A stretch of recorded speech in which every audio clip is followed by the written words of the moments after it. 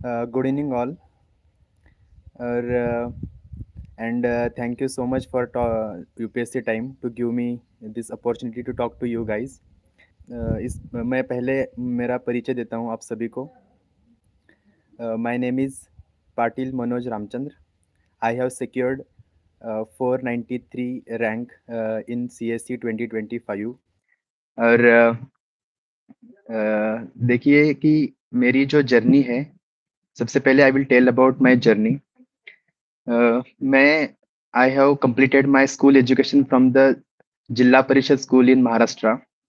Okay. तो education मैंने यहीं पे मेरे मेरे my father is also teacher, तो उनके ही स्कूल में मैंने कंप्लीट किया.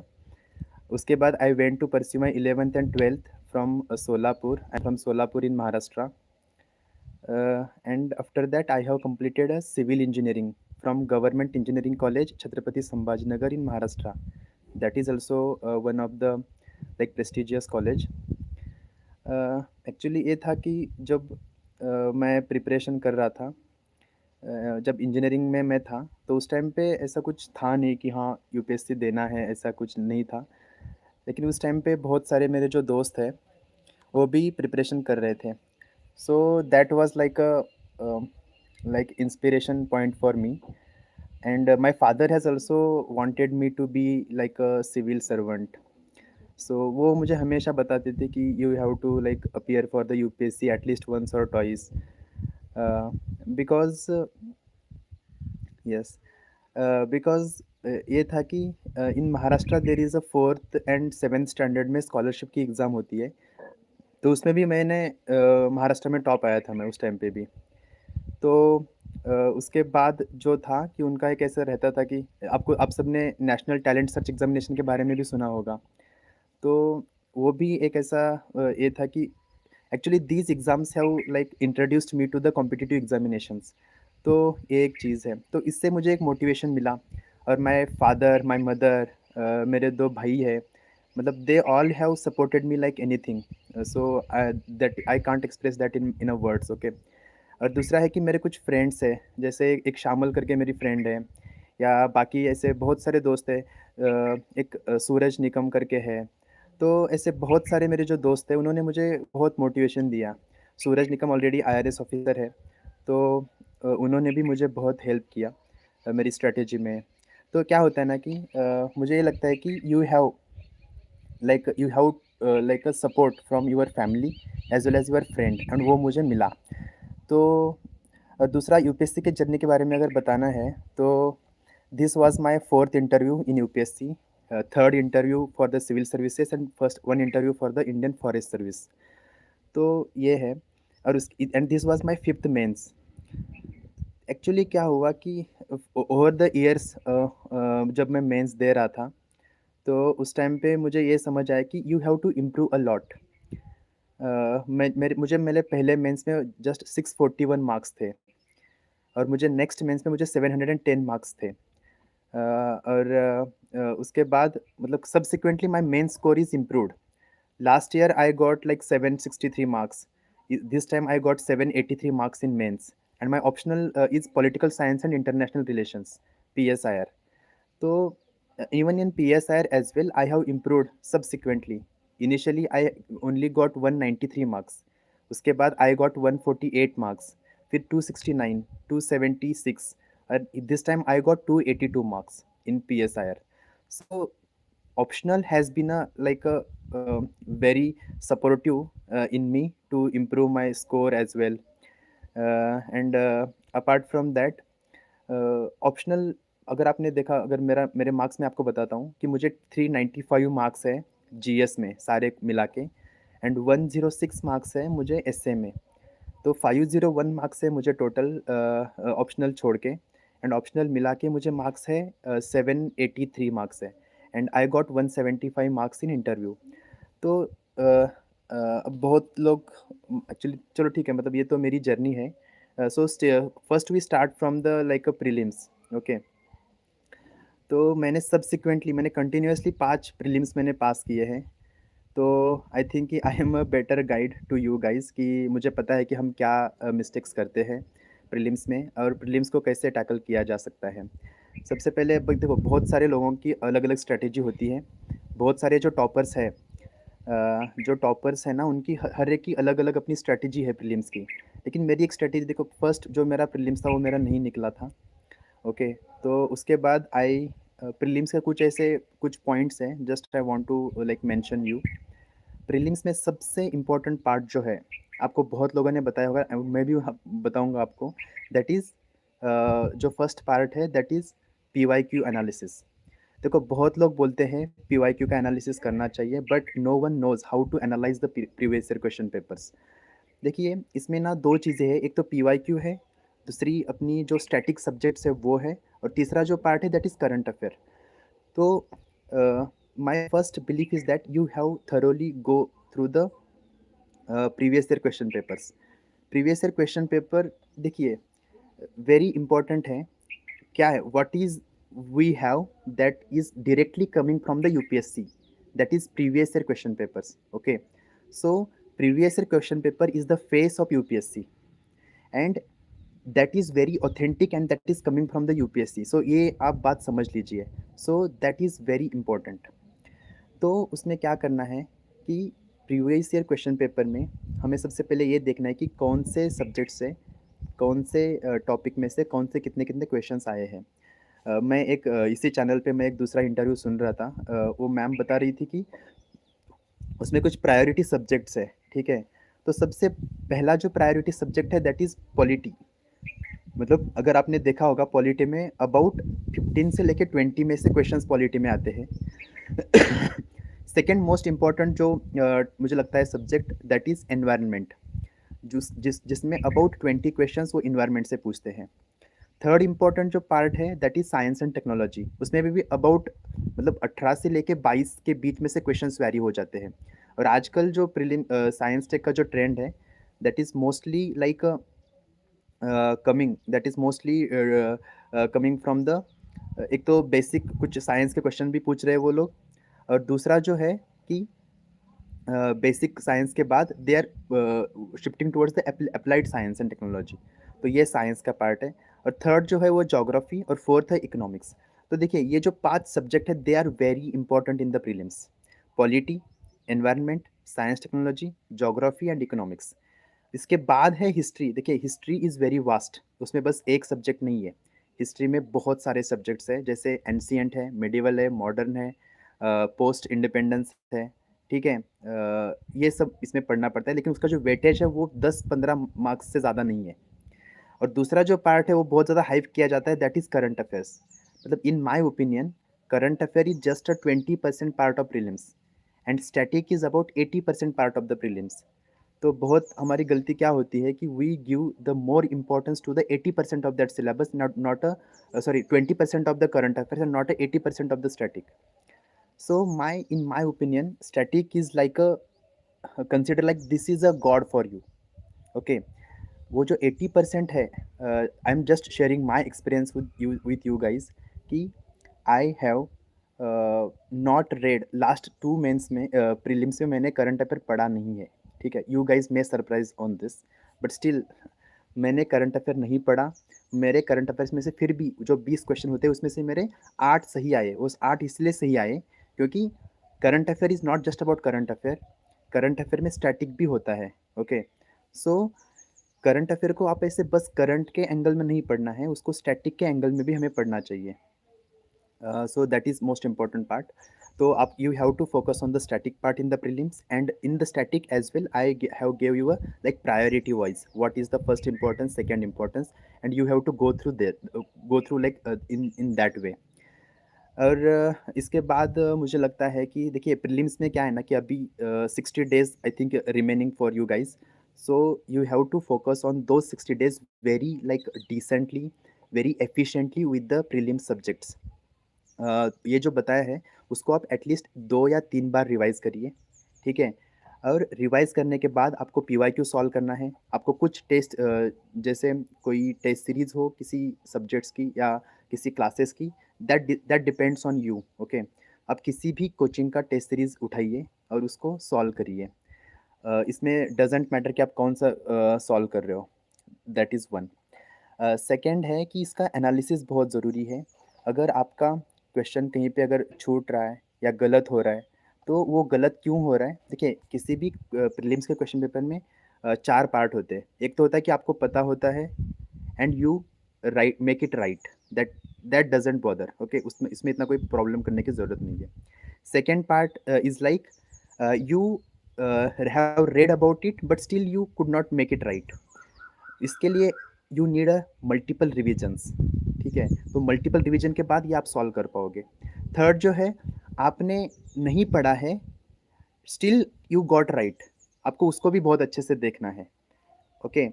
बिकॉज़ क्या होता है, आपने नहीं पढ़ा लेकिन आपका तुक्के से सही आ जाता है, तो you should not like depend on the like तुक्का। You have to be very much like aware that कि if anything is coming in any test series, so you have to be very much vigilant कि yes, हाँ, ये question जो है ये मुझे आना चाहिए इसका आंसर, ठीक है? और जो फोर्थ पार्ट है, you have not read this and you still you couldn't make it, आपने उसको राइट नहीं किया। तो इस 4 पार्ट में आपको प्रीलिम्स के जो क्वेश्चंस है उसको आपको डिवाइड करना है और इन 4 ही पार्ट्स को आपको उसी एंगल से सॉल्व करने की कोशिश करनी है, ठीक है? तो जो लास्ट के जो 3 पार्ट है, you have to go very thoroughly even into the PYQ question papers as well and even into the जो टेस्ट सीरीज़ जो होते हैं उनके उनमें भी। तो इससे क्या होता है ना, देखिए, I actually call it as a knowledge gap. क्या होता है कि आपने अगर पढ़ा है, दैट इज़ योर नॉलेज।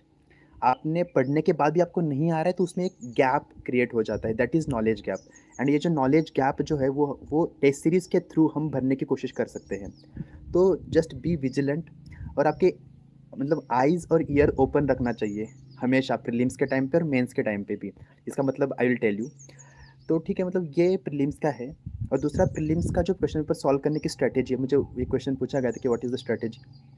तो उसमें ये है कि देखिए, 30 टू 35 क्वेश्चन जो होते हैं प्रीलिम्स में, I think everyone can make those 30 to 35 questions right, okay? So in the first round itself you have to focus on those 30 to 35 questions, okay? That is very important, first. Second जो round होता है उसमें क्या होता है कि आपने क्या अगर if you in the first round you solve like at least go through all the questions, you may come across 30 to 35 questions which you know. But then again जो 30 to 35 क्वेश्चंस है, that you may be you could eliminate one और two options into the prelims. मतलब जो अपने अपने options होते हैं उसमें से आप एक या दो आप एलिमिनेट कर पाते हो, लेकिन you can't like reach to the question itself. और जो लास्ट के जो 20 to 25 क्वेश्चंस होते हैं, दे आर लाइक मीन्स किसी को नहीं आएंगे वो। No one can solve those questions, like very difficult level, I can say. And this is very constant in the last 4-5 years into the prelims. So you have to make all those 30 to 35 initial questions right. That is most important, because that is like those questions are from directly from the static topics, those directly from the which you read through the like normal resources. So you have to make them right first. Second, जो मैंने बोला कि you can eliminate one or two options from the like questions. So इसमें I already told you while analyzing the question papers, analysing करते time मैंने बोला कि आपको क्वेश्चंस कि आपको सही आएँगे लेकिन आपको नहीं पता होगा। तो इसमें क्या होता है कि वो जो नॉलेज गैप है ना, वो हम पहले ही भरते हैं ना। नॉलेज गैप हमें टेस्ट सीरीज़ से भरना है और दूसरा है कि we have to go through the multiple revisions. So इससे क्या होगा, जो नेक्स्ट जो 30 टू 35 क्वेश्चंस है, उसमें आपके ज़्यादा सही आने के चांसेस आपके मल्टीपल रिविजन से है। मतलब your foundation must be very much strong here.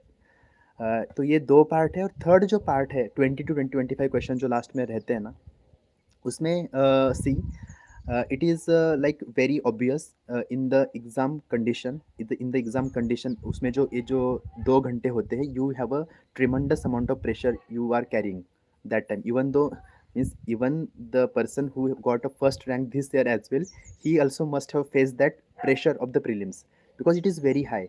More than 10 lakh people are giving that exam, so that pressure is always there. But still you have to be very much vigilant, you have to be very much like attentive into the prelims examination. That is necessary, that is utmost necessity, okay?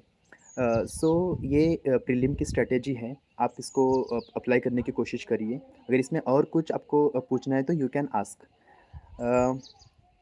इसके बाद I am going to the next phase, that is mains. Mains में देखिए, इसमें everyone know about कि there is a क्या है ना कि एक मेंस में एक एसए का पेपर होता है, 4 जीएस के पेपर होते हैं और एक ऑप्शनल का पेपर होता है, उसमें 2 पेपर होते हैं।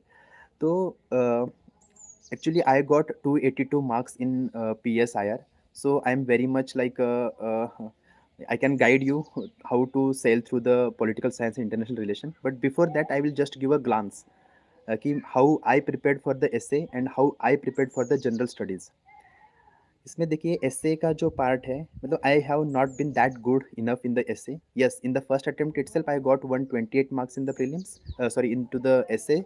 सो मैंने उसमें ये किया था कि I wrote a very natural essay.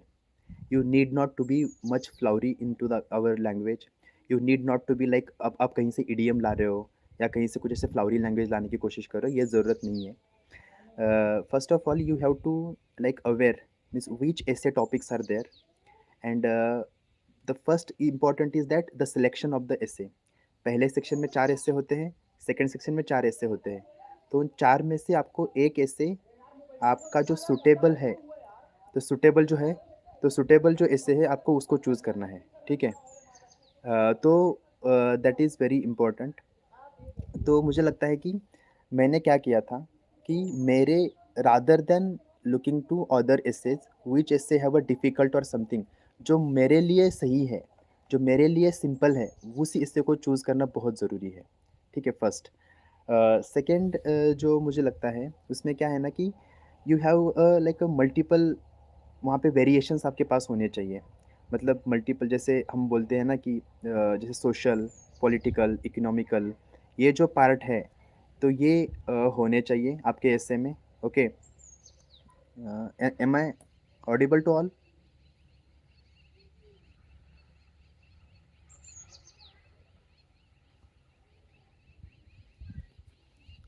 Okay. हाँ, तो ऐसे में, हाँ, ऐसे में मैं ये बोल रहा था कि हमें सारे जो पॉइंट्स हैं एसे के, वो हमें कवर करने चाहिए। और दूसरा है कि एसे में एनेक्डोट देना बहुत ज़रूरी है, ठीक है? अगर एनेक्डोट हमने सही से दिया, तो एसे का एक स्टार्ट सही से हो जाएगा। उसके बाद anecdote is just like a introduction, उसके बाद बॉडी और उसके बाद कंक्लूजन, यही है सेम। जो हम जनरल स्टडीज़ के क्वेश्चंस में करेंगे, वही सेम जो पार्ट है हमें यहाँ पे करना है। ओके। तो सेम देखिए मैंने क्या किया था कि इसमें आप you can have a multiple templates for the essays. Like first anecdote जो होगा, आप एक में एनेक्डोट दे सकते हो और एक में आप कोई तो ऐसा एक इमेजिनरी वाला कोई तो दे सकते हो, या कोई रियल जो इंसिडेंट हुआ है उसके बारे में दे सकते हो, कोई कोट से भी आप स्टार्ट कर सकते हो। दैट डिपेंड्स ऑन यू, मतलब how efficient you are into the writing of like essay, that is depend on you. So that is second part of the essay। और थर्ड जो होगा, जो बॉडी का पार्ट जो होता है, उस बॉडी के पार्ट में जैसे मैंने बोला कि you have to cover all the parts, all the sectors, जैसे सोशल, इकोनॉमिक, पॉलिटिकल, हिस्टोरिकल। तो इसमें भी एक ऐसा प्रायोरिटाइज होना चाहिए। देखिए ऐसे बहुत सारे, एक वसंत दाभोलकर करके, you can write about, right the name of his him. लेकिन वसंत दाभोलकर 2022 में टॉपर है, 139 उनको ऐसे में मार्क्स है। उसके बाद एक विवेकानंद, गौतम विवेकानंदन करके एक है, उनको 149 मार्क्स थे। तो इनके जो एसेज है you have to read. Okay. तो उनसे आपको एक चीज़ पता चलेगी कि how they are constructing the topic of that essay, और उसको हमें कैसे करना है। उसके बाद जो है कि you have to like go through, like thoroughly go through the essay topics, and essay का जो एक कोहरेंस है वो आपको मेंटेन करना है। जैसे आई एम टेलिंग यू कि if there is a intro, there is anecdote, so there is a like a connecting line from intro to body. Okay. And body में भी हर एक पैरा के बीच में you have to like include like additionally, like subsequently. So ये जो connecting words है, they are important for this. Okay. So that is a second. And third part जो है, आपको एसे में क्या करना है, एक तो हम आर्ग्यूमेंट मतलब फॉर आर्ग्यूमेंट देते हैं, एक अगेंस्ट आर्ग्यूमेंट होता है। तो इन दोनों पार्ट्स को भी आपको अगेंस्ट जो आर्ग्यूमेंट है, उसको हमें ज़्यादा नहीं लिखना है, बट लेकिन at least you have to write at least 1 और 2 पैरा रिगार्डिंग द अगेंस्ट वाला जो पार्ट है उसमें। ठीक है? तो इससे क्या होगा कि your essay look like a comprehensive one. और इवन दो अगर कोई किसी भी पार्ट में आपने अगर सही से आपको लगता है कि नहीं लिखा है, तो दूसरे सेक्टर में आप उसको सही से करने की कोशिश कर सकते हैं। तो इससे आई ऑलवेज गॉट लाइक मतलब more then average marks into the essay. This time I got 108, और इस टाइम का जो एवरेज है वो बहुत कम है, 95 के आसपास का एवरेज है। तो you have to like write very decent essay and not need any flowery language or something like that। और कंक्लूजन में भी आपको यही करना है। You can add some quotes, अगर गांधी जी के कोई कोट्स है, रविंद्रनाथ टैगोर जी के कोई कोट्स है, तो ऐसे कोट्स आप उसमें इंक्लूड कर सकते हैं। ठीक है, that is another part of this. तो मुझे लगता है कि ऐसे में किसी को कोई प्रॉब्लम नहीं रहना चाहिए। अगर किसी को you have if you have some doubt on the essays, you can ask about it.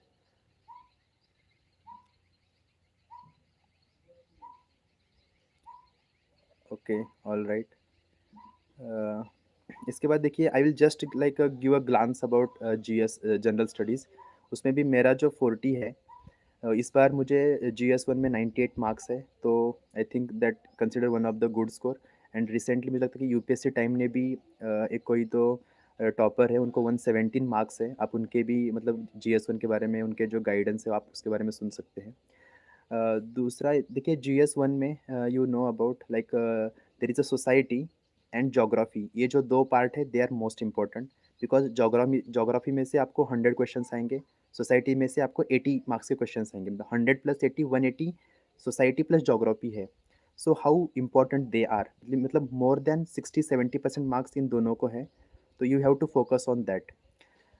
And third part is about the GS1, that is history. Again, मतलब how we see essay for the sorry history for the prelims ना, history में भी देखिए उसमें बस 10-15 questions prelim में आते हैं, उसी तरह यहाँ पे बस 70 मार्क्स का आएगा। So history is not that much like a bigger factor into the GS1। सो उसमें भी क्या है ना, हिस्ट्री बहुत वास्ट है, जैसे मैंने पहले भी बोला। This is like art and culture भी, हम अगर हिस्ट्री में हमने अगर उसको काउंट किया, तो फिर आर्ट एंड कल्चर है, एंशिएंट है, मिडिवल है, मॉडर्न है, पोस्ट इंडिपेंडेंस है। तो it is very vast. So you have to be very much like a strategic, like means which how to study. मतलब जब जो प्रीलिम्स के बाद के जो 3 महीने होते हैं, उस टाइम पे अगर हम और एक सेशन इस पे ले सकते हैं, but I am just giving you like आपको आपको एक इंट्रो टाइप का मैं दे रहा हूँ इसमें। तो you have to focus on the geography and you have to focus on the society part GS1 के लिए। GS2 के लिए जो है, उसमें देखिए, I got a very decent score in the GS2। This time I got about 106। Last time I got about 115 marks. So मुझे लगता है कि we have to be like GS2 में एक बहुत ज़रूरी है। उसमें देखिए 3 पार्ट है GS2 के, एक तो है पॉलिटी, दूसरा सोशल जस्टिस, और थर्ड है इंटरनेशनल रिलेशंस। और इसमें इंटरनेशनल रिलेशन का जो पार्ट है वो 50 मार्क्स का क्वेश्चंस आते हैं उसमें। तो इसमें हमें लिखना है। अब देखिए, बीइंग अ PSR स्टूडेंट, मेरे लिए IR इतना मतलब not a big factor, but still I did not get that much good score. ठीक है? इसमें क्या है ना कि IR के जो क्वेश्चंस होते हैं, we have to write like in a very हमें इतने ऐसे स्कॉलर्स लिखते हैं उस टाइप से हमें नहीं लिखना है इसमें। We have to write like very easy in a easy language. We should not use like बहुत ज़्यादा कीवर्ड्स, जैसे एक देखिए, अब strategic autonomy, this is a very simple word, हम इसको यूज़ कर सकते हैं। लेकिन क्या है ना कि PSR में जैसे स्ट्रैटेजिक मिसकैलकुलेशंस या हार्टलैंड थ्योरी, तो ऐसे बहुत सारे वर्ड्स हैं। मतलब आप लिख सकते हैं, लेकिन उसका इतना फ़ायदा मुझे तो नहीं हुआ है। तो यू हैव टू लाइक मतलब आप उसमें sail you can sail through this. दूसरा जो इम्पोर्टेंट पार्ट है इसमें, तो पॉलिटी का, मतलब more than I think 120 about 120 marks का जो आता है, वो पूरा पॉलिटी का पार्ट आता है। पॉलिटी में एक तो लाइक कॉन्स्टिट्यूशन है, कॉन्स्टिट्यूशन में फंडामेंटल राइट्स है, फंडामेंटल ड्यूटीज़ है। तो दीज आर वेरी इम्पोर्टेंट। उसके बाद जो है, इसमें सेंट्रल एंड स्टेट गवर्नमेंट का है, जैसे रिसेंटली GST पे क्वेश्चन आया था। मतलब 10 फर्स्ट जो अमेंडमेंट है उस पे क्वेश्चन आया था, या रिजर्वेशन पे क्वेश्चन आता है इस पे। जो दूसरा जो पार्ट है that is about social justice.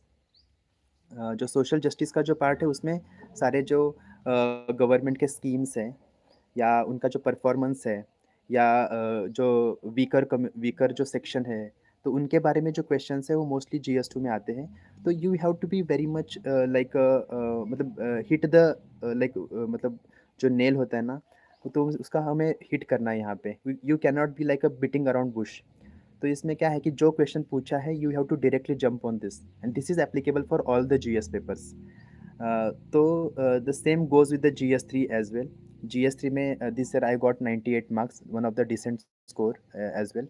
तो मुझे लगता है कि इसमें क्या है, जीएस2 और जीएस3 में दो चीज़ें बहुत इंपॉर्टेंट है। दैट इज़ फैक्ट्स उसमें आपको डालने हैं, आपको फैक्ट्स डालने हैं, आपको बहुत सारे कमिटीज़ डालने होंगे यहाँ पे। जैसे फॉर एग्जांपल अगर जो पीडीएस का शांता कुमार कमेटी है, तो उसको हमें उसमें ऐड करना चाहिए। या एग्रीकल्चर में जो अशोक दलवाई कमेटी है डबलिंग फार्मर इनकम वाला, तो वो हमें इंक्लूड करना चाहिए। या स्वामीनाथन कमेटी है जीएस3 में, उसको हमें इंक्लूड करना चाहिए। तो ऐसे जैसे के विश्वनाथ कमेटी है सिक्योरिटी के लिए, इंटरनल सिक्योरिटी।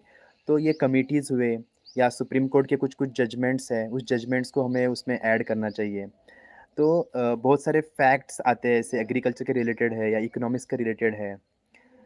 और देखिए इट इज़ वेरी इंपॉर्टेंट कि जो जीएस2 और 3 के जो आप जो सिलेबस जो है ना, you have to go through very thoroughly. जैसे फॉर एग्जांपल इन जीएस3 they are go they every year they ask question on the inclusive growth. So you are sure that कि इंक्लूसिव ग्रोथ पे question 100% आएगा। तो you have to prepare that part very thoroughly. Like what is the definition, मतलब standard definition जो world bank ने दी है, उसका क्या डेफिनेशन है, उसको हमें इंट्रो में लिखना है। या सेकेंड जो पार्ट है कि हाँ इंक्लूसिव ग्रोथ में मतलब कौन सा सेक्शन आएगा, कौन सा पार्ट आएगा, उसको हमें कहाँ लिखना है, वो सेकेंड है। फिर थर्ड जो कंक्लूजन में हम ऐसा कोई कोट भी लिख सकते हैं, कोई मोदी जी का कोई कोट है, ठीक है ना, सबका साथ सबका विकास, ये वाला कोट है, तो हम उसको कंक्लूजन में लिखेंगे। तो you have to be like prepared for the such questions, जो क्वेश्चन स्टैटिक है, जो हर साल पूछे जा रहे हैं। You have to be like prepared for that. तो ये मुझे लगता है कि जीएस2 एंड 3 का ये फ़ायदा ये है कि they are asking same question again and again, और यहाँ पे you can take a as.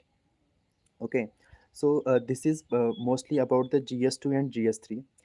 और जो फोर्थ पार्ट है दो GS4 का, I think I am not that good mentor for you guys to give advice on the GS4, because I maximum got 112 marks. That is not that good in the sense, because people are getting more than 120 125 marks, so you can take guidance from those. So now I'm directly shifting towards the optional subject. That is my optional subject is political science and international relations. So देखिए क्या है, जिस time अब देखो इसमें थोड़ा लोगों का ऐसे कुछ जनरल क्वेश्चंस जैसे होते हैं, जैसे कि ऑप्शनल कैसे चूज़ करें। मतलब मुझे क्वेश्चंस पूछा गया है ये कि ऑप्शनल कैसे चूज़ करें, जो अभी जो स्टार्ट कर रहे हैं प्रिपरेशन, या अभी नेक्स्ट टाइम एग्ज़ाम देंगे। मेरे हिसाब से देखिए, फर्स्ट इम्पॉर्टेंट है जब हम ऑप्शनल चूज़ करेंगे उस टाइम पे, if you are coming from such a background, in the sense if you have completed your graduation in particular thing, so that becomes very natural choice for the optional. Okay, but in my case that was not my background, like my degree is in civil engineering. But when I saw the syllabus of civil engineering, whatever I have studied in the 4 long years, that all was included into the syllabus. So that became very difficult for me to choose civil engineering as an optional. Then I started exploring other options. First, I went to sociology, then public administration, then I went to geography, and then political science. I chose political science for 2 to 3 reasons. First is about I have a like a very great interest into the international relations. While I was in my college days, then I already started to taking interest into the international relations. So that was one part. Second is about when you see the political science as a optional, Actually, there is a lot of coherence or convergence between political science as an optional and the syllabus of the general studies GS. तो इसमें क्या होगा, while you guys are preparing for the political science, you are covering so many topics from the GS2, and mostly that is social justice वाला part है, या polity वाला part है, या इंटरनेशनल रिलेशन वाला पार्ट है, तो you need not to like study like more about those for the like extra time लेके उनको पढ़ने की ज़रूरत नहीं है. That is a second part. Third part is about while choosing the optional you have to be like जो उसमें कितने मार्क्स आ रहे हैं ना. जैसे देखिए, right now there are so much data available onto the many platforms, that is on the telegram और many websites उसमें available है कि कौन से ऑप्शनल्स को कितने मार्क्स आ रहे हैं, that is available. So you should go through those data. मैंने उस टाइम पे मेरे कुछ सीनियर्स को मैंने कंसल्ट किया था और मैंने उनको पूछा था कि मुझे कौन सा ऑप्शनल लेना चाहिए. तो क्या किया उन्होंने, मेरे सामने कुछ डेटा भी रखा कि देखिए सोशियोलॉजी में इतने मार्क्स आ रहे हैं, टॉप स्कोर इतना है, या ज्योग्राफी में इतना है, पब्लिक एडमिनिस्ट्रेशन में इतना है. तब मैंने देखा कि political science has been a very decent optional. उसमें कभी भी इतना नीचे नहीं गया है स्कोर, ना कभी इतना ऊपर भी गया है. तो इसमें 350 मार्क्स नहीं आएंगे जैसे मैथमेटिक्स में आते हैं. लेकिन मैथमेटिक्स में you can't have a coherence of GS studies, general studies. Okay. तो that is important while choosing the optional. Like उसमें मार्क्स भी आने चाहिए, हमें इंटरेस्ट भी चाहिए, और दूसरा है कि उसका जो सिलेबस जो है, उसका मटेरियल कितना अवेलेबल है, ये भी हमें देखने की बहुत ज़रूरत है. If we see the political science as a optional, उसका material, lot of material is available in the like in the market. तो उसका मुझे एक फ़ायदा हुआ. तो आई थिंक कि ये बहुत ज़रूरी है वाइल चूजिंग ऑप्शनल्स. अब second, I am telling about some resources about political science. ये भी मुझे पूछा है कि रिसोर्सेज के बारे में. देखिए, टू बी ऑनेस्ट, मैंने जो एक पॉपुलर क्लास है, उसके मैंने कुछ नोट्स भी लिए थे. मैंने वहाँ पे क्लासेस भी किया था पॉलिटिकल साइंस का. तो उस क्लासेस में से मुझे बहुत फ़ायदा हुआ है. और दूसरा, उसके बाद I have joined 2 to 3 classes का मैंने टेस्ट सीरीज़ मैंने जॉइन किया था. तो उससे उसका फ़ायदा ये है कि you always keep like analysing your questions and the questions, उसके आंसर्स, और उसका जो मॉडल आंसर होता है उसके साथ कंटिन्यू एनालिसिस कर सकते हैं. एंड द जो इवैल्यूएशन होता है, that is coming from different backgrounds, like different people. So you may like come across like some lacunae within you while answer writing. तो ये that is applicable for every GS and every essay, and it is also applicable for uh, your essay as well, and your optional as well. तो मैंने क्या किया कि optional में जो है उसमें मैंने देन आई स्टार्ट की. उस ऑप्शनल में मैंने क्या किया डिटेलिंग में. जैसे first of all I told you like कि ऑप्शनल में मुझे जो फर्स्ट है, मुझे 193 मार्क्स थे. उसके बाद I improve to 248, then 269, then 276, और अभी मुझे I got a 282 marks. So the shift is mainly because the first I want to tell you guys, I was very much thorough in the reading of the syllabus. First of all, I was actually aware the each and every point of the syllabus. Second is about the resources which I used for the political science. Those were very standard. I did not deviate from my materials, and I kept reading newspaper because political science is a very dynamic optional. You have to aware about the current events. You have to aware about current judgments of the Supreme Court and what is current happening into the international relations. So I was continuously reading newspaper, and I was reading Indian Express newspaper very thoroughly. You also may refer that newspaper, but that is very good newspaper in the sense they are giving the detailing of the news is very like in a very thoroughly, very in a like a clear manner. So this helps you to understand that matter like a crystal clear. You will not have any confusion about that event after reading that particular newspaper or after reading that particular news. First of all, second is about the material which I mentioned you earlier. उसमें देखिए क्या है, if you see the political science as a optional, उसमें part 1A, मतलब paper 1 part A, paper 2 part B, sorry paper 1 part B, और paper 2 में भी paper 2 part A and paper 2 part B. तो सी, इसमें ये है कि जो पेपर 1 पार्ट ए है दैट इज़ मोस्ट पूरा जो थेरोटिकल पार्ट है, और पेपर 1 पार्ट बी जो है that is Indian government and politics, IGP उसको पॉपुलरली बोला जाता है। तो उसमें है कि उसमें जो इंडियन कॉन्स्टिट्यूशन है, पार्टी सिस्टम है, फेडरलिज्म है या फाइनेंशियल फेडरलिज्म है, और उसके बाद कुछ इकोनॉमिक जो रिलेशन है इंडिया का, मतलब जैसे मिक्स्ड इकोनॉमी एक्सेट्रा, उसमें वो जो पार्ट है। तो आई am telling you and everyone from the PSIR background, और जो भी प्रिपेयर कर रहे हैं उनको पता है ये चीज़ कि the paper 1 part A is the foundation of whole political science and international relation optional का। So, in my opinion, you have to be like, आपको जो फर्स्ट जो पार्ट है, मतलब वहाँ से लेके डेमोक्रेसी, इक्वालिटी, लिबर्टी, फिर उसके बाद कुछ political ideologies, Indian political thought, western political thought. So you have to be very much like clear about what is in that topic, how the questions are being asked, and secondly, whatever you learn into the paper 1 part A, you are going to use into the paper 1 part B, then in the paper 2 as well. So, और paper 1 part ए में क्या है कि वहाँ पे theoretical part है and वहाँ पे कॉन्सेप्चुअल पार्ट है। So what is liberalism, what is socialism, okay. So ये जो पार्ट है that is also important to understand them, and then we are going to use those understanding into the paper 1 part B and again into the subsequent parts. So that is secondly जो है उसमें international relation का जो part है paper 2 का, उसमें आई am telling you कि उसमें भी सेम है। जो पेपर 1 पार्ट ए का जो पार्ट है, पेपर 2 पार्ट ए का, उसमें कंपैरेटिव पॉलिटिक्स है, और उसमें इंटरनेशनल रिलेशन का कुछ थ्योरेटिकल पार्ट है।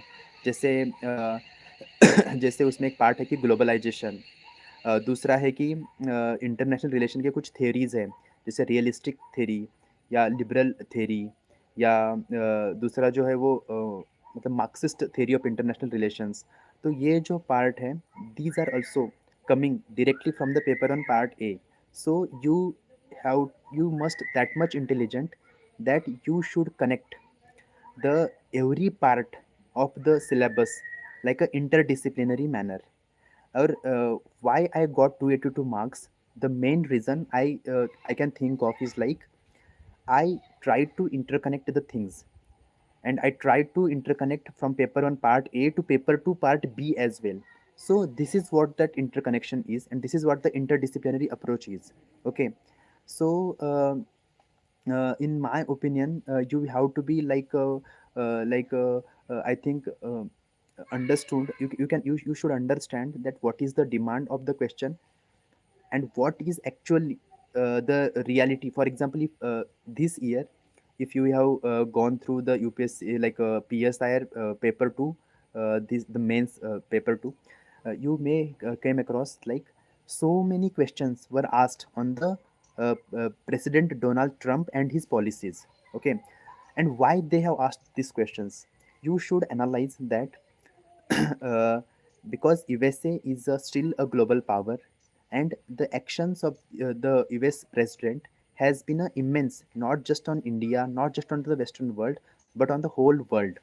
So, and how they are impacting directly onto the Indian foreign policies, how they are impacting on our strategic autonomy, how they are impacting our trade, our economy. So these are very like important part. So what whenever there is a so much churning happening into the world affairs, those questions are obvious to appear in the examinations, and even those questions are appeared into the GS2 part, that is international relation वाला जो part है, वहाँ पे भी वो questions arise हुए हैं.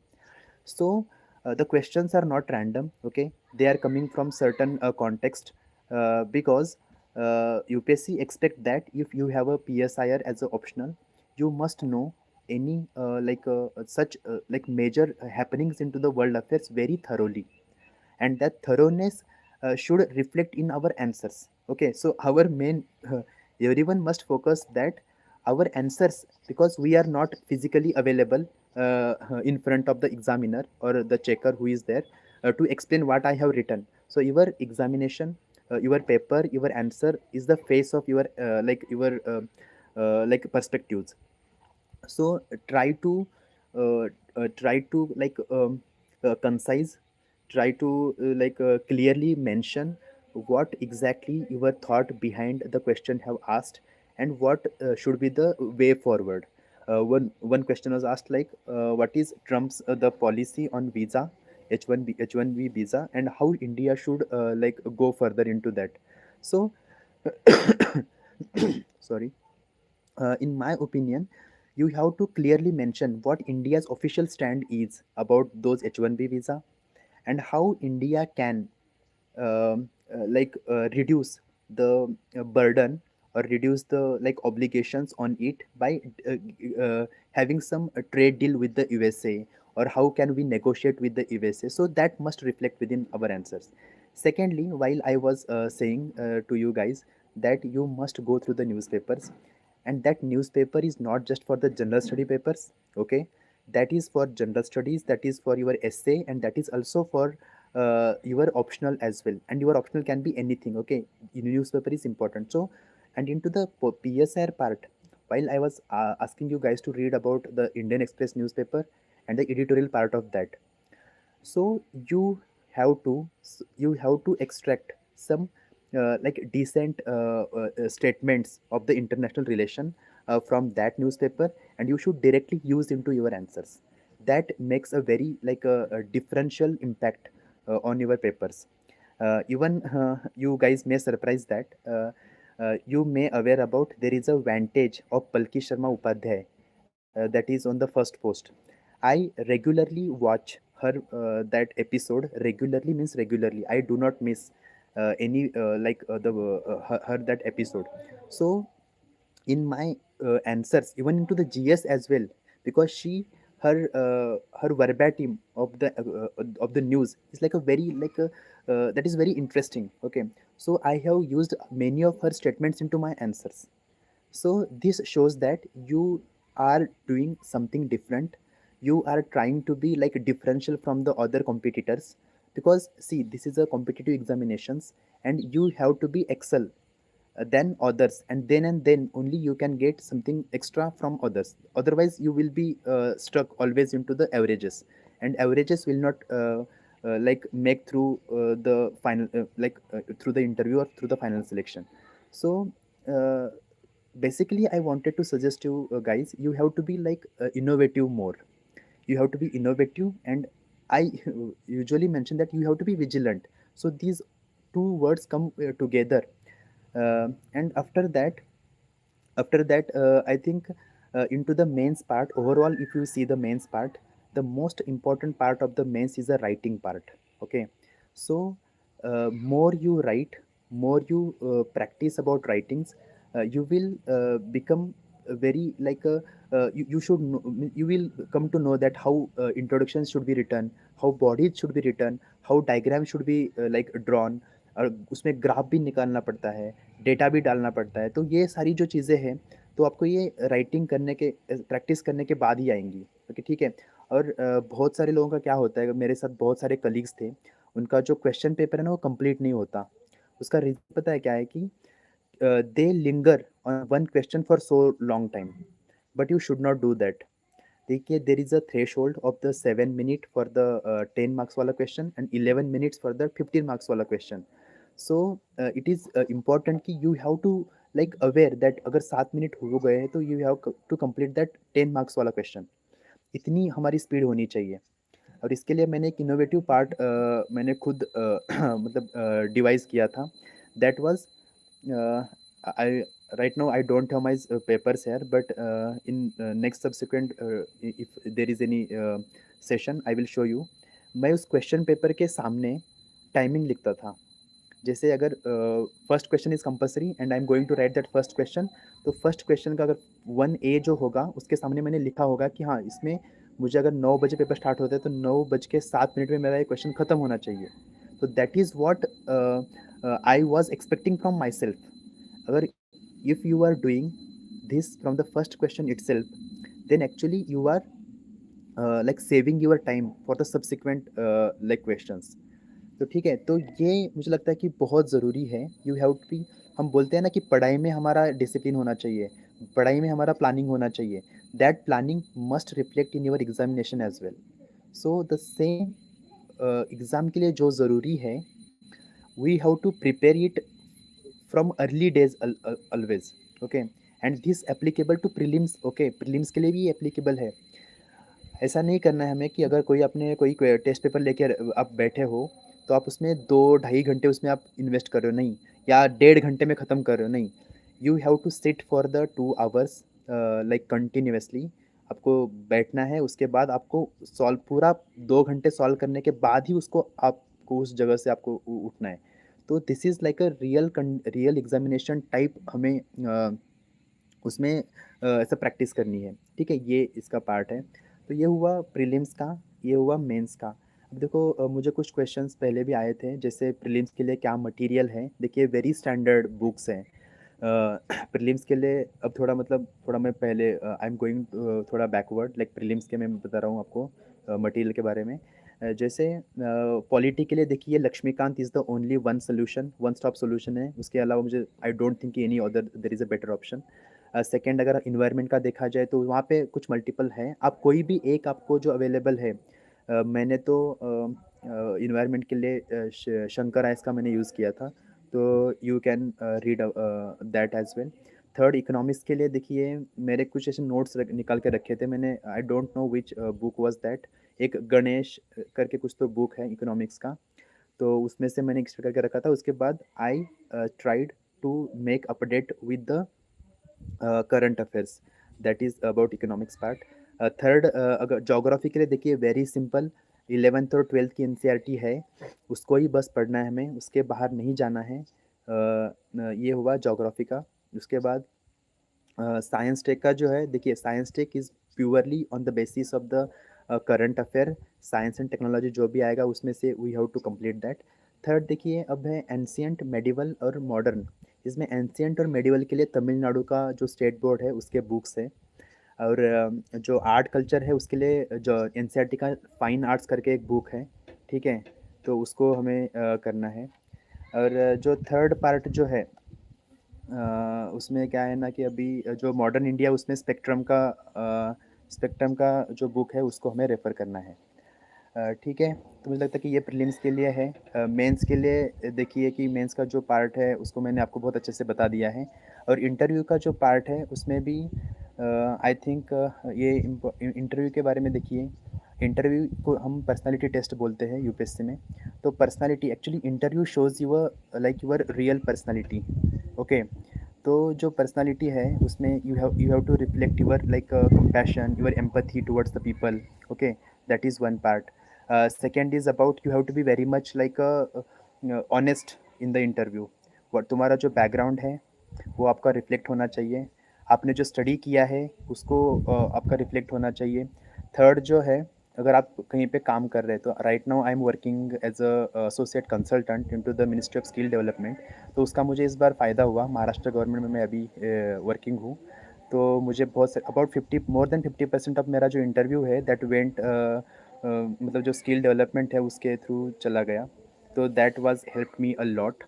तो you have to be very much honest in to the interview, whatever the people say anything to you, but still you have to be very much honest. आप उसमें ब्लफ नहीं कर सकते हैं, because there are about 5 very like senior to you, very like experienced people, they are sitting in front of you and they know about from your expression only whether you are like speaking truth or not. So that is the other part of interview. And third about interview is that whatever you prepare, means how you prepare for the mains part ना, the same way you have to prepare for the interview as well. तो interview का जो preparation होता है वो भी same ही होता है, उसको भी हमें इतना ही रिगरस पढ़ने की ज़रूरत है, ये आप समझ लीजिए। मेंस आपने क्लियर किया है तो इंटरव्यू के टाइम पे ऐसा कुछ पढ़ने का नहीं होता, ऐसा नहीं है। You have to be about very much aware about your background. आपको जो क्वेश्चंस आएंगे उसको आपको मतलब एनालाइज पहले ही करके रखना पड़ेगा, okay? That is one part. Apart from that apart from that ये है कि जो क्वेश्चंस आएंगे ना उसको आपको प्रेडिक्ट करके रखना पड़ेगा। इसके लिए आपको बहुत सारे एटलीस्ट 5-6 मॉक्स तो देने पड़ेंगे। Okay, so that is the another part of that. And उसके बाद भी एनालिसिस का पार्ट आ ही जाता है इंटरव्यू में भी। इसके बाद देखिए कुछ जनरल क्वेश्चंस हैं, अगर आपके कुछ क्वेश्चन जनरल है तो आप हमें पूछ सकते हैं। लेकिन ऐसे कुछ बहुत लोगों को क्या होता है ना कि ऐसे पूछते हैं कि आपने इतने अटेम्प्ट कैसे दिए। देखिए it is important to maintain a consistency. और दूसरा ये है कि देखिए मेंटल फ्रस्ट्रेशन और जो डिप्रेशन आना is a very normal part in UPSC journey, because it is a very long journey, very arduous and very treacherous journey of UPSC it is there. Secondly, you have to be like very much consistent into your studies. You have to study at least 10 hours per day. तो ये बहुत demanding है exam, ये आपसे बहुत demand करती है। You have to be disciplined more, you have to wake up early in the morning, you have to like sleep early in the night. उसके बाद आपको एक्सरसाइज भी करना है to maintain your self fit. तो क्या है ना कि you have to be like आपको ये लेके चलना है कि एटलीस्ट मुझे 2 साल तो कम से कम मुझे इसमें देने हैं। बिकॉज क्या है कि day by day the examination has becoming a very tough. Okay, the first one and second is what कि very intelligent people are coming. क्या है ना कि अभी मुझे छोड़िए लेकिन बहुत सारे जो लोग हैं, जो जेंस ही है, दे आर लाइक वो they are very bright, they are very like disciplined, even they have a like sense of confident, they feel themselves. So you have to face with these guys. So there is a so much competition is there and so much brilliant people are coming. तो इसके लिए you have to be very much like I believe कि आपको discipline रहना बहुत ज़रूरी है इसमें। और I have tried in my preparation journey that कि मैं रोज़ एक्सरसाइज करूँ। दूसरा मुझे रोज़ दोस्तों के साथ जब भी मैं जहाँ पे भी चाय पीने जाऊँगा या खाने के लिए जाएँगे तो try to be in your studies only. हमें डिस्कस वही करना है। अगर मेंस नज़दीक आया तो you have to discuss about mains. Okay, तो अगर प्रीलिम्स नज़दीक आया तो you have to like make a group of yourself and make a discussion with in the group. तो ये बहुत ज़रूरी है। दूसरा बहुत लोगों का ये क्वेश्चन होता है कि सर आपको जब लो फील होता है तो आप उस टाइम क्या करते हैं? तो देखिए it is but obvious that आपको लो फील होना, इट इज़ बट ऑब्वियस, ठीक है? तो उस टाइम पे एक तो है यू हैव टू योर आपकी कोई तो हॉबी होगी, आपको उस हॉबी को मेंटेन करना है। जैसे मेरी हॉबी है कि लिसनिंग टू ऑडियो बुक्स और दूसरी मेरी हॉबी है कि मेडिटेशन करना। तो आप इन दोनों चीज़ों को आपकी जो भी हो, बहुत लोगों को ड्राइंग पसंद है, ठीक है? बहुत लोगों को बहुत सारी चीज़ें पसंद होती है, तो यू हैव टू लाइक मतलब परस्यू दैट हॉबी। वही हॉबी जो हमें यूपीएससी के डिटेल्ड एप्लीकेशन फॉर्म में भी लिखनी है। तो इससे क्या होगा कि यू बिकम ये जो लॉन्ग जर्नी है, ये आपको जर्नी ऐसी बहुत मतलब हेक्टिक नहीं लगेगी, ठीक है? सो ये इसका पार्ट है। और इसके अलावा बहुत सारे लोग ऐसे भी पूछते हैं कि जिस टाइम आप फेल होते हैं, ठीक है? फेल होने के बाद बहुत ज़्यादा नर्वस होना, बहुत ज़्यादा डिप्रेशन में जाना, that is also very normal. But you have to take yourself some थोड़ा टाइम खुद को रखिए। उसके बाद नीड नॉट अभी रिज़ल्ट आ गया तो उसके बाद तभी स्टार्ट करने की ज़रूरत है, ऐसी नहीं है। Because you have to take some time for yourself. थोड़ा कहीं तो घूमने भी, लास्ट ईयर जब मेरा रिज़ल्ट नहीं आया था, तो मैं ऋषिकेश गया था घूमने। तो you have to give some space to your mind as well, this is also very important. ये बहुत लोगों को समझ नहीं आएगी इस चीज़ को, लेकिन जो फेस करेगा ना दे नो अबाउट इट। ये है। इसके अलावा आई थिंक अगर if you guys have any questions related with this you can ask.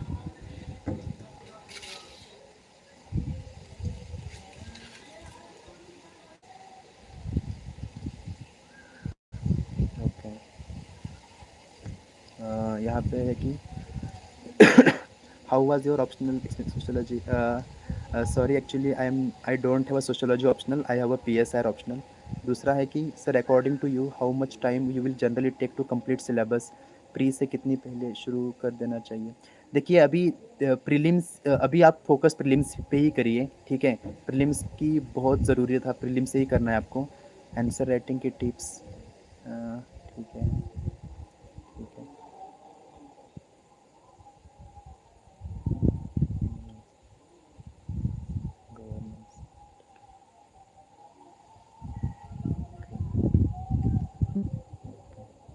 ठीक है। देखिए सोशियोलॉजी मेरा ऑप्शनल नहीं था। एग्रीकल्चर के बारे में देखिए I will talk to sir. अगर जब मेंस का टाइम आ जाएगा ना तो we will be taking the mains का जो हम सिलेबस है उसके लेंगे। उसके रिलेटेड थोड़ा डिटेल में हम देख सकते हैं। अभी आई थिंक कि हम इस जो लाइव चैट है इसको एंड करेंगे क्योंकि अभी 1 घंटा 56 मिनट्स भी हुए हैं। और दूसरा unfortunately where right now I am in a village and unfortunately there is a no electricity right now, so that's why I have to sit on the terrace. So अभी it is getting like अभी थोड़ा late हो रहा है तो I may not be visible to you after this. So I'm sorry for this actually you guys, यहाँ पे थोड़ी इलेक्ट्रिसिटी का प्रॉब्लम हुआ है। इस वजह से I can't continue after this. So and if any you if you guys have any like problems or something the UPSC times पे हम दूसरा एक कोई तो सेशन और एक कर सकते हैं। ठीक है।